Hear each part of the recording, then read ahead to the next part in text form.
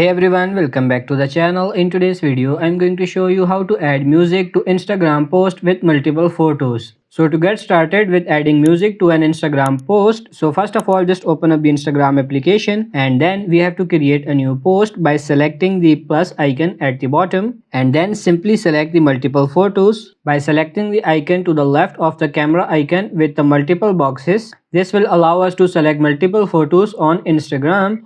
Once you've selected your multiple photos, select next and then here we can change the filter for the images, and after that when you tap on this next button you will find this window here, and as you can see you can find this option, the third option, add music. So you can simply add the music. Tap on it, select the song you want to add to your post. You can search music here as well. Let's say I'm going for this one, and you can change the clip duration like this and the portion of the song by just sliding on the song right here. Once you are ready, just simply tap on this check icon. Now you can add the caption and then select this share icon to post our Instagram post that includes music. So that's pretty much it for this video. I hope this video was helpful. If it is, like it and subscribe to the channel. Thank you.